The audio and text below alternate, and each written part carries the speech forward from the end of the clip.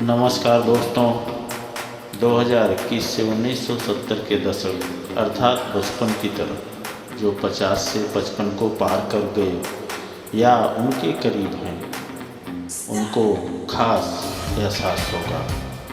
मेरा मानना है कि दुनिया में जितना बदलाव हमारी पीढ़ी ने देखा है, हमारे बाद की किसी पीढ़ी को शायद ही इतने बदलाव देख पाना संभव हो।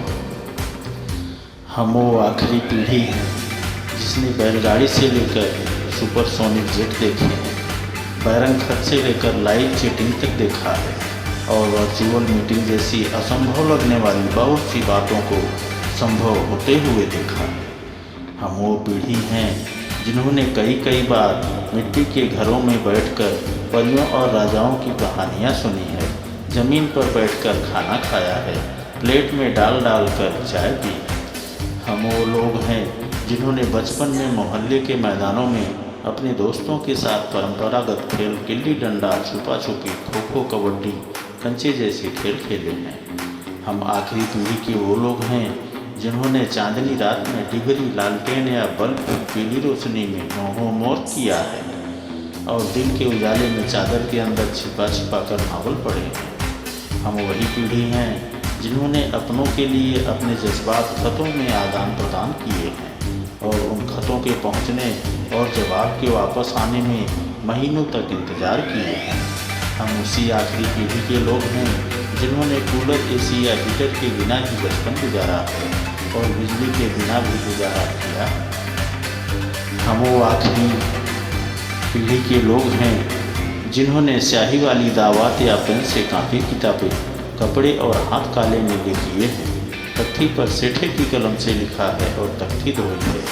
हम वो आखिरी लोग हैं जिन्होंने टीचर्स की मार खाई है और घर में शिक्षक करने पर मार खाई है, जो मोहल्ले के बुजुर्गों को दूर से देखकर नुक्कड़ से भागकर घर आ जाया करते थे और समाज के बड़े बूढ़ों की इज्जत डरने की हद तक करते थे। हम वो आखिरी लोग हैं जिन्होंने अपने स्कूल के सफ़ेद के नवाज शूज़ पर खड़िया का पेस्ट लगाकर चमकाया है। हम वो आखिरी लोग हैं जिन्होंने गुड़ की चाय पी है, काफ़ी समय तक सुबह काला या लाल दंत मंजन या सफ़ेद दूध पाउडर इस्तेमाल किया है और कभी कभी तो नमक से या लकड़ी के कोयले से भी दांत साफ किया है।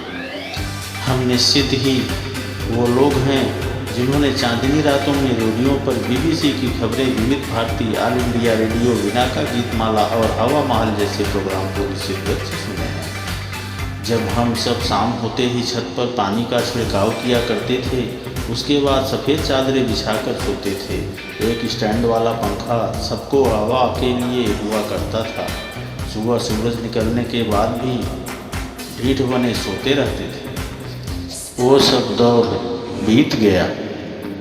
चादरें अब नहीं बिछा करती, डब्बों जैसे कमरों में कूलर, एसी के सामने रात होती है, दिन गुजरते हैं।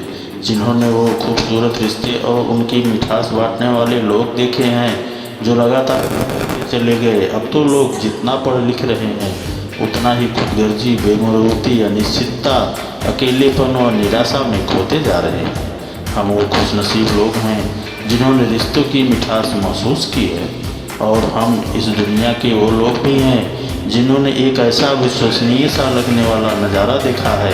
आज के इस कोरोना काल में पारिवारिक रिश्तेदारों, बहुत से पति पत्नी, बाप भाई, बेटा बहन आदि एक दूसरे को छूने से डरते हैं। पारिवारिक रिश्तेदारों की तो बात ही क्या करें, खुद आदमी को अपने ही हाथ से अपनी ही नाक और मुंह को छूने से भी डर लगता है। अर्थी को बिना चार कंधों के शमशान घाट पर जाते हुए भी देखा है। पार्थिव शरीर को दूर से ही अग्नि दाग लगाते हुए देखा है।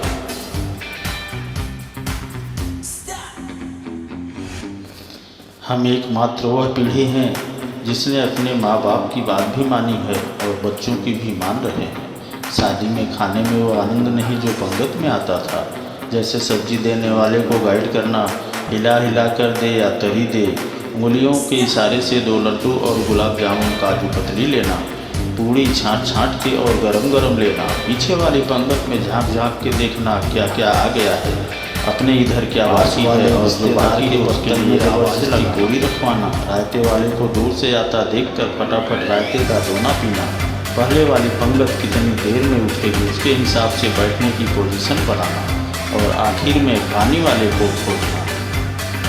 दोस्तों, यदि अच्छा लगा हो तो शेयर, लाइक और सब्सक्राइब जरूर करें।